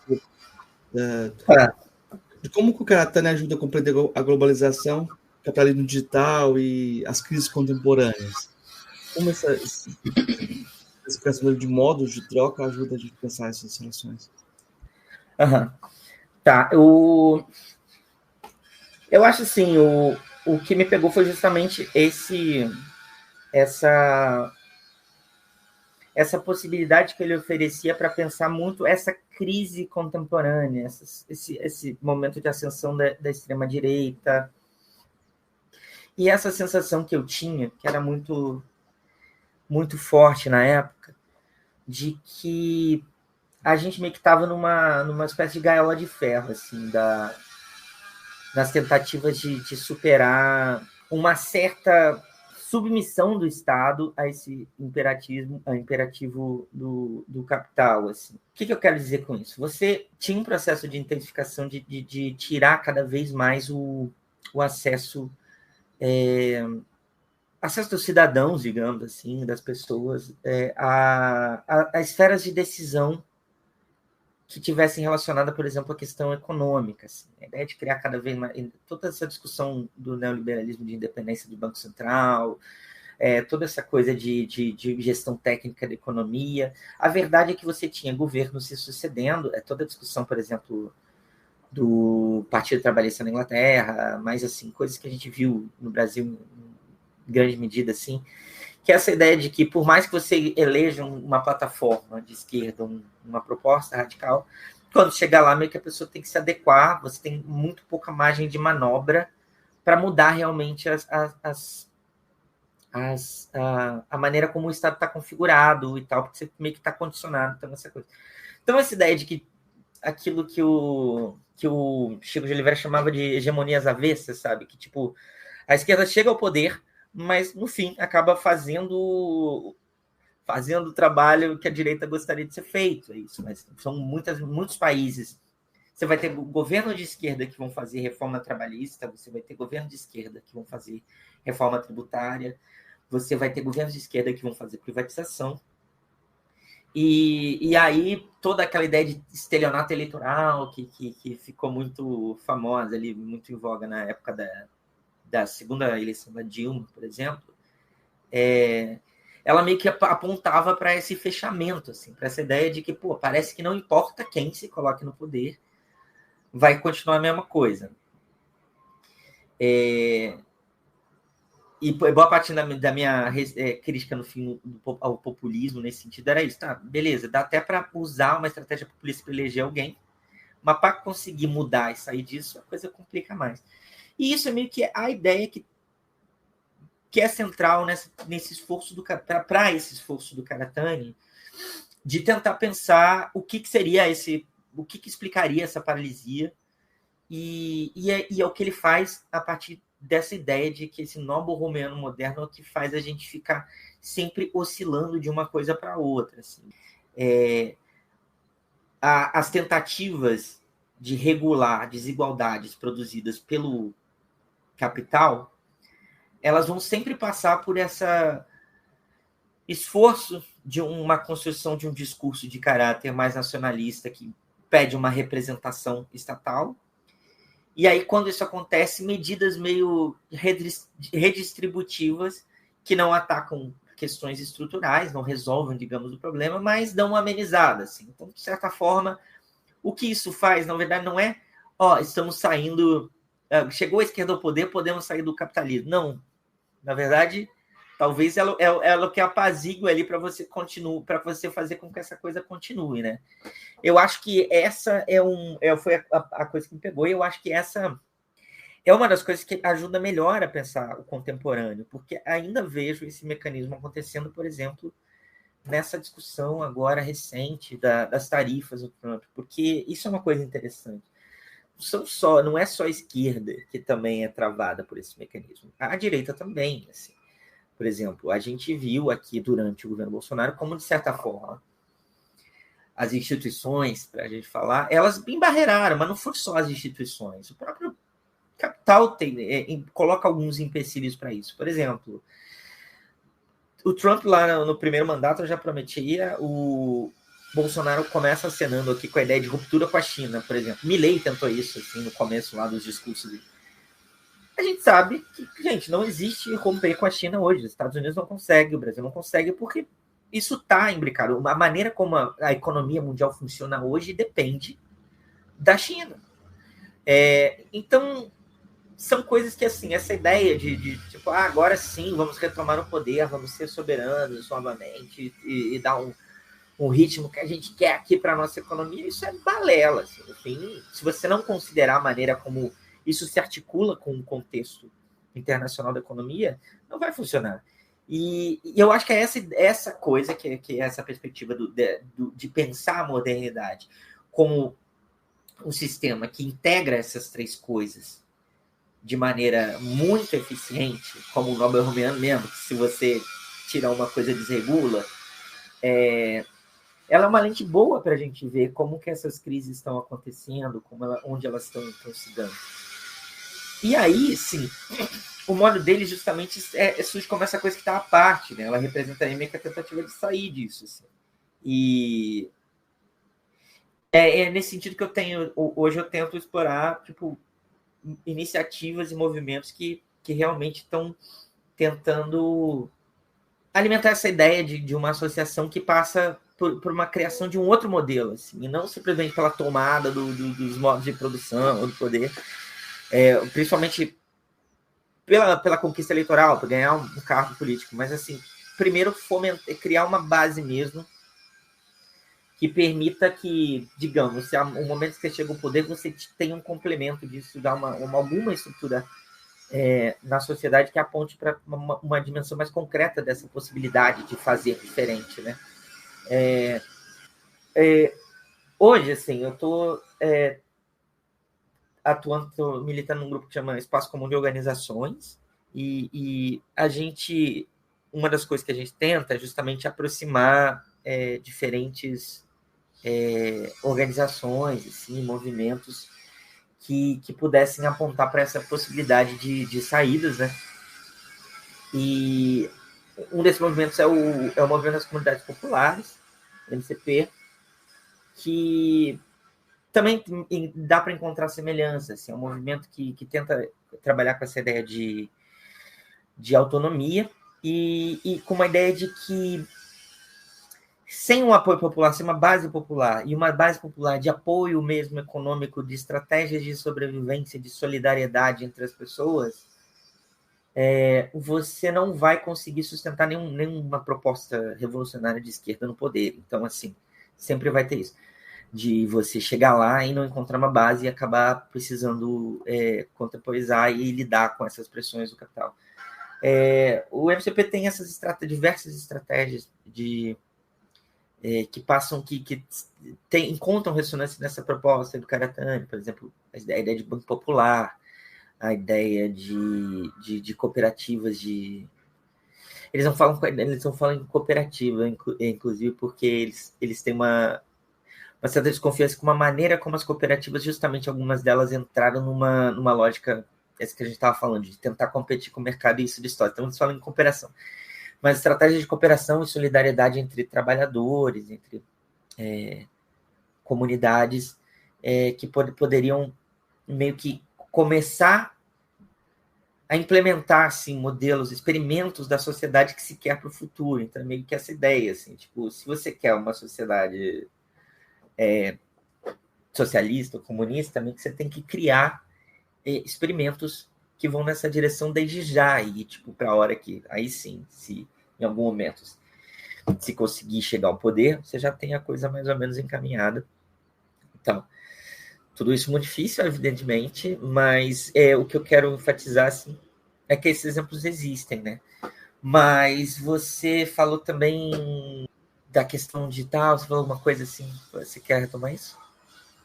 Não, eu acho que a gente estava falando assim de como ajuda a explicar esse capitalismo digital, as crises contemporâneas, mas eu fiquei pensando assim, que como o Karatani parte dessa perspectiva asiática de um contexto de dominação chinesa histórica, de hegemonia chinesa histórica, talvez ele ajude a gente a explicar também como o tipo de imperialismo chinês, vamos colocar essa palavra aí, é diferente do imperialismo ocidental, e envolve outras relações também, né? Por exemplo, em qualquer país africano que você chegar, tem lá um centro de convenção e um estádio de futebol feito pelos chineses. Por que eles fazem isso? Tipo, aí você vê que tem outras formas de você também pensar as relações, né? Talvez e nesse ponto, talvez o Karatani tenha um lugar privilegiado também, né?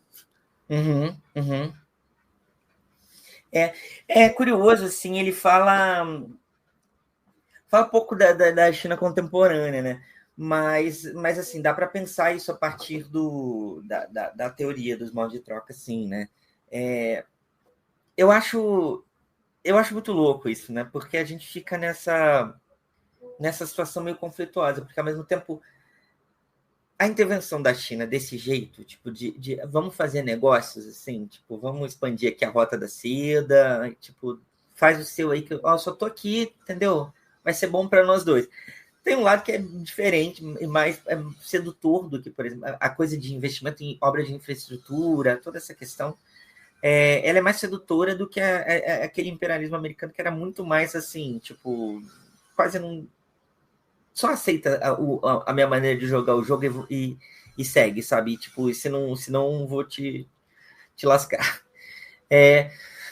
Por outro lado, tem complexidades assim que tem essa questão dos limites do planeta também, né? Tipo, a verdade é que esse caminho de industrialização também ele tem questões complicadas assim e tal. Tipo, acho que essas discussões sobre a maneira como esse desenvolvimento econômico vai implicar mais mineração, mais produção de porque por mais iniciativas que você tenha, por exemplo, de economia verde na China, não compensa o que você está tendo de exploração ainda de combustíveis fósseis. Tem a questão de onde a gente vai chegar com essas baterias, o que a gente vai fazer com o stand de bateria de carro elétrico depois, e, tipo, vai ter mineral para sustentar isso, a discussão mais recente sobre terras raras, então tem uma disputa imensa acontecendo nisso, mas definitivamente é uma abordagem diferente da coisa, né? Tipo, a maneira como isso, a ideia que eu quero que é isso, é sedutor demais, tipo assim, a maneira como a China vem e coloca, de repente, dinheiro no seu país e o impacto que isso traz, né? E mesmo a ideia de que talvez o horizonte que talvez possa acontecer com o seu país, o que aconteceu com a China, ele opera ali, eu acho, no imaginário disso, né?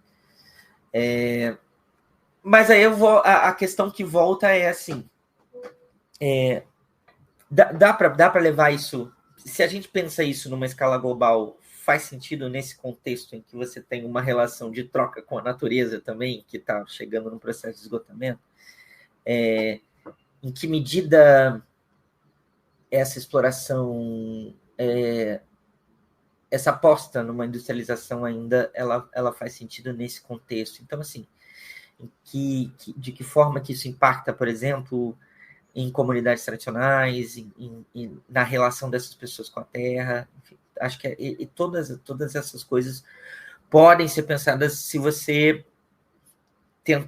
joga isso para um pouco essa matriz para pensar na relação entre os mundos.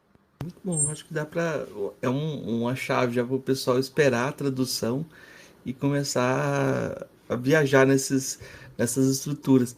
Ô, Michael, eu vou partir para 3 perguntas que eu faço para todos os convidados. A primeira delas é mais simples. O que é filosofia? Cara, então, hoje para mim, assim, filosofia é possibilitar essa associação mesmo, assim, essa cooperação. Eu acho que o que me atraiu para o Karatani foi isso, assim, realmente esse desinteresse por certas picuinhas, por disputar qual é o sistema mais vale, qual que explica melhor o mundo, assim, ela me parece menor, assim, tipo...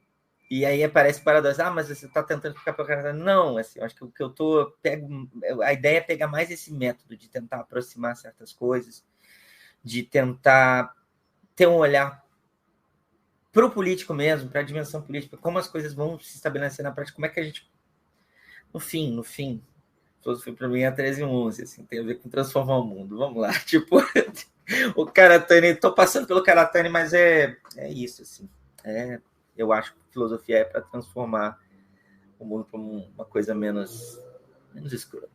Das filósofas ou filósofos que você conheceu pessoalmente, qual foi aquele ou aquela que mais impressionou? Eu gosto de Paulo Arantes, né, cara? Tipo, ainda é, assim, uma referência importante para mim.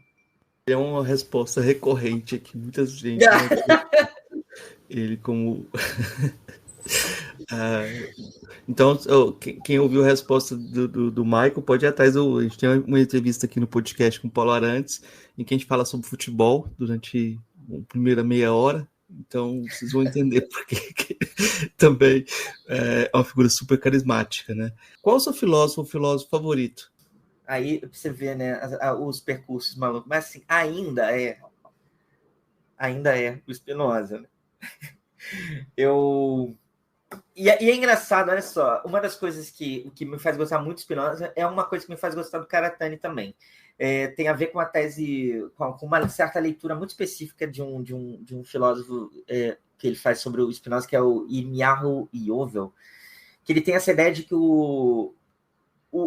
a posição de marrano, de judeu ali na Península Ibérica, do Spinoza seria fundamental para pensar a maneira como ele consegue fazer essa filosofia imanentista que ele desenvolve e tal, porque ela justamente tem a ver com estar nesse entre-lugar, não ser nem totalmente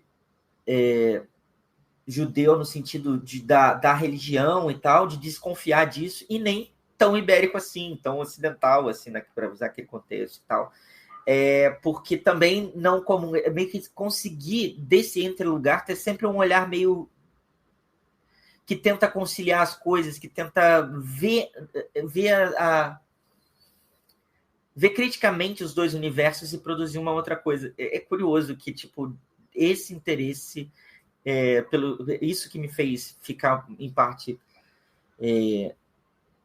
encantado por Spinoza, é também algo que está no Karatani, assim, talvez eu possa trabalhar isso na análise e tal, mas eu já trabalhei um pouco, mas enfim. O Spinoza não concilia, né? Na verdade, claro. ele se ferra dos dois lados, assim, porque ele fica mal com a comunidade judaica e fica mal também ele tensiona com a comunidade portuguesa lá da época. Sim. E tal. Sim. Enfim, o cara não é uma posição confortável esse lugar para ele se você assume essa posição crítica, de ser um crítico dos dois universos, né? Usar esse olhar para ver esses dois universos. E eu acho que no caso do Karatani é a mesma coisa, assim, esse lugar que ele estabelece entre, ele ao mesmo tempo ele consegue ser crítico do que vem da filosofia ocidental, como ser um crítico dessa ideia de um nacionalismo japonês, de um caráter japonês. Ele meio que mostra como as duas coisas são de certa forma, falsas, né? Criadas, são ficções que funcionam em alguma medida, mas funcionam enquanto ficções, assim. Então, nos dois casos, eu acho que tem essa dimensão que é muito menos conciliadora, não tem a ver com uma síntese, tem a ver com manter justamente essa tensão, ou, sei lá, o que... Incorporar essa tensão. Incorporar essa tensão, de certa forma, né? Isso. Sim. Que eu acho que é algo que está presente, por exemplo, na ideia no conceito de paralaxe, que tem essa ideia de que esse lugar é um lugar de manter a tensão, né? Se eu fosse fazer uma aproximação selvagem, assim, tipo, tem a expressão da Donna Haraway lá, de, tipo, ficar com problemas, staying with the trouble. Eu acho que o cara tem que ter um pouco isso nessa ideia de paralaxe, assim, gente, tipo, é para olhar as duas coisas criticamente, assim. Eu diria que, então, eu acho que não tem a ver tanto com conciliação, não, tem a ver com manter uma certa tensão e ser capaz de ver o quanto que justamente nessa tensão você consegue ver outras coisas, sustentando essa tensão, entendeu? Eu acho que a minha... Não, resolveu tudo. Eu acho que lá na universidade que eu trabalhava tinha um professor, o Carlinho do Fausto, que ele assina como Fausto Antônio. Ele quando ele escreve, tem uma posição poética, como Fausto Antônio. Aí ele fez um texto falando sobre os negros frouxos. E aí a ideia é quem afrouxa a tensão racial ou quem sustenta a tensão racial. E é uma ideia, é potente a ideia, né? Como imagem. Sim, eu acho que é bem mais por aí, sabe? Tipo, mais do que conciliar, entender essa tensão, sabe? A partir desse lugar de meio. Michael, o que você indica para os nossos ouvintes? O que você der essa indicação que você achar interessante de indicar de música, filme, livro? O que você achar interessante de fazer indicação? Cara, legal, não tinha nem pensado nisso, devia ter me preparado mais, mas vamos lá. De livro. Livro eu indico A Estrutura da História Mundial, que vai ser ano que vem, pela editora Machado. Mas indico também... vou indicar... Hoje você meio puxar a sardinha muito para o meu lado. Assim, vou indicar outro livro da Machado, que eu editei, que é A Luta que Há nos Deuses, do bolsonarismo à extrema-direita evangélica, que é do André Castro. Ele saiu para uma coleção que eu estou envolvido na editora Machado, que é de ensaios inéditos, assim.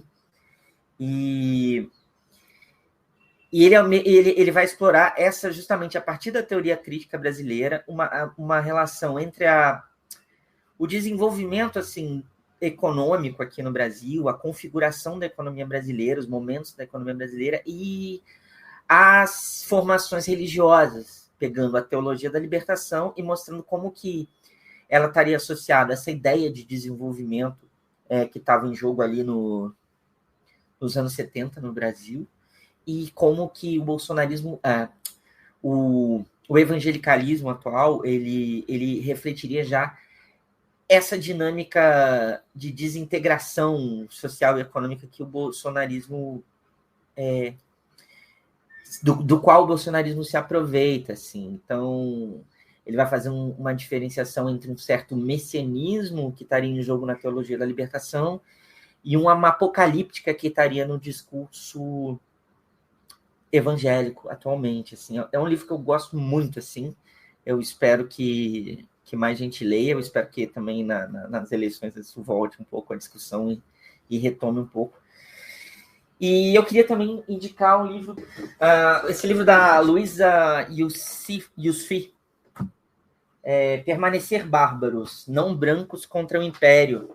Esse livro tem um prefácio de uma figura que eu adoro, que é o Acauã Oliveira, e é um livro muito bom, assim, que eu acho que toca um pouco nessas coisas que a gente falou no finalzinho aqui da entrevista, que é justamente, mais uma vez, também tem a ver com uma argelina que está falando dessa relação com a França e da importância justamente de resistir um pouco a esse processo de assimilação, de modernização, de ocidentalização e reivindicar um certo barbarismo como uma qualidade positiva, assim. Quase é uma dos argumentos dela que, assim, na verdade, bárbaro é o Ocidente, assim, nesse sentido de bárbaro como agressor, como violento, é muito mais Ocidente do que esses outros grupos. Então, eu indicaria esses três, assim. Muita coisa, né? Podia indicar mais, que são meio maluco para isso, mas enfim.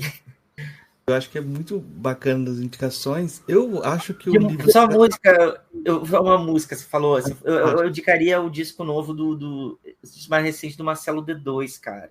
Vou falar que, assim, de audiovisual, eu indico, cara, porque eu tô numa fase, depois de ver, Manual Prático do Samba, tá? Manual Prático do Novo Samba. Manual Prático do Novo Samba.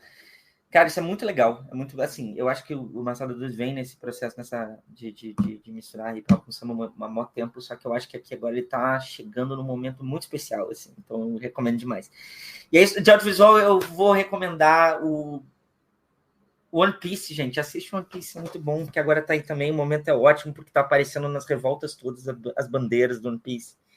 E eu poderia falar, na verdade, o meu sonho é chegar no momento de poder falar sobre Karatani só com referência de Naruto e One Piece, mas vamos deixar isso para um futuro aí, tal, não sei, em algum momento.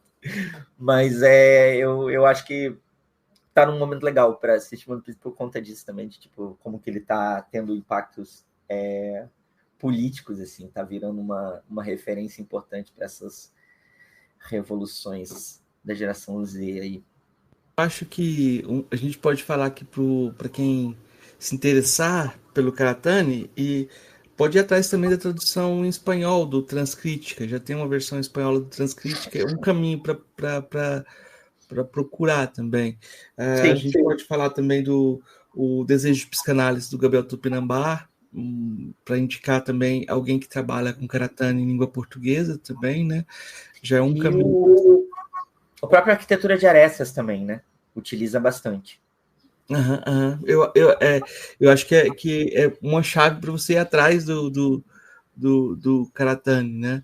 Eu acho que já são indicações suficientes para a gente. Um projeto, se for atrás dessas leituras aqui, são ter leitura por muito tempo. Mike, muito pela possibilidade do diálogo, deixar espaço aberto para você divulgar o que você achar interessante divulgar, agradecendo já a entrevista. Não, valeu demais, Marco. Obrigado pelo convite, assim. Eu realmente estou nessa expectativa aí para o lançamento. Acho que vai ser... Eu realmente acho que vai ser uma publicação que pode dar um gás nessas discussões, assim, envolver mais gente, assim. Hoje, esse grupo, você mencionou, Gabriel, boa parte desses grupos que eu trabalho junto atualmente, milito,